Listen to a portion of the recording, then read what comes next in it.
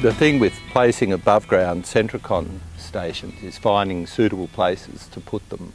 You've got to get very good at finding termites and very good at installing those stations. And termites will follow the water. Moisture's absolutely critical for the termite colony. They've got soft bodies. Even though it's an exoskeleton, they're still very soft. And so they've got to maintain a very high humidity within that gallery system. If they come out of their galleries, of course, they desiccate and dry very quickly. And so when we look at putting in Centricon stations onto a site, we're doing more than just putting a ring of stations around the building. We're looking at where does the water go and where will the termites go. Centricon allows us to use that behaviour to our advantage, and that's why it's so successful. But we've got to do more than just put a ring of stations around the house. You know, we have to know what we're trying to hunt. We have to know the termites that are in our local landscape, and we've got to use the system to exploit those natural behaviours. If they're not feeding where you think they should be feeding, they're going to be feeding somewhere else. You know, and so we have to be constantly observing what's going on in that property so that we know, you know, where termites are active, and we pick up new activity when it appears. Centricon's like a toolbox, but it's up to the pest manager to then effectively use those tools and to effectively hunt for those termites and control them. Tools like thermal imaging cameras can often pick up mud packing in wall cavities, nests within structures. Termitrack is another device used to detect movement within cavity walls. By using optical fibre borescopes, we can look into wall cavities. Using movement detecting devices, we can find the feeding front and position our stations where the termites are going to. We can much more effectively hunt for termites. And of course, by using dogs to hunt for termites, you find so many more sites to position stations. I wouldn't even attempt termite management without all of those tools in my toolbox.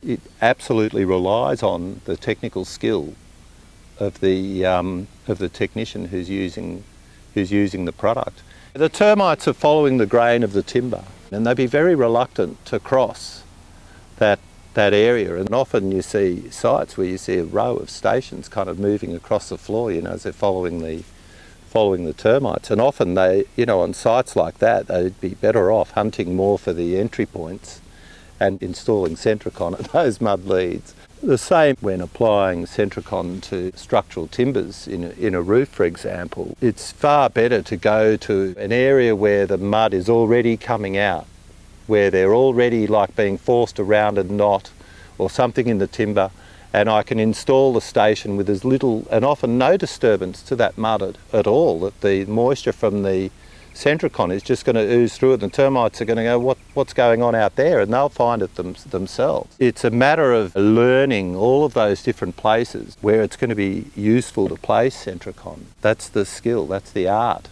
you know, that's involved. This isn't just about splashing chemicals around the place and hoping that the termites go away. This requires great skill and knowledge of termite behaviour and activity. We see stations going in a ring around the house is the classic, installation. Now, we did research and development that showed if we dug a trench and applied those stations along a trench and gave the termites something to follow, that we dramatically increased the hits on those stations. The always active rods are very attractive to termites. They certainly love eating them. But if we can guide the termites to them, then all the better. But we want to make sure those stations are installed so that they're nice and firm in the ground. I like to have timber and mulch on the outside of the station so that it becomes more of a feeding site. I like to have the stations installed around areas where termites are likely to be. You know, the larger the property, then the more you can do and the more effective Centricon can be. And so we're going to concentrate our baiting and put additional stations in where termites are likely to be. If I'm going to monitor a property for termite activity, then I don't want termites to be able to move on that property without them, going into a station somewhere or another. That's how you can be very effective with Centricon. If you want to really effectively manage termite activity on that site, and you start thinking of this in terms of, you know, hunting for termites with these stations, then you'll be a whole lot more effective. Oh well, it depends largely on the amount of activity on the site and the species of termites on the site, but generally an active site, if I've just taken it on, we'd be there every 2 to 4 weeks while it's active, and then once the termite colonies that, you know, are active on the site have been eliminated, well then we'd go back every 2 or 3 months. But with the always active, it's just so easy because as the termites consume the rods, you're just replacing them. You can also fit an above ground station onto the in-ground station as well, and that way you can add more bait. You know, if the termites haven't completely consumed the bait rod, you want to leave it there and you're thinking, oh well, you know, I still want to give them more, then an above ground station can be placed over the top.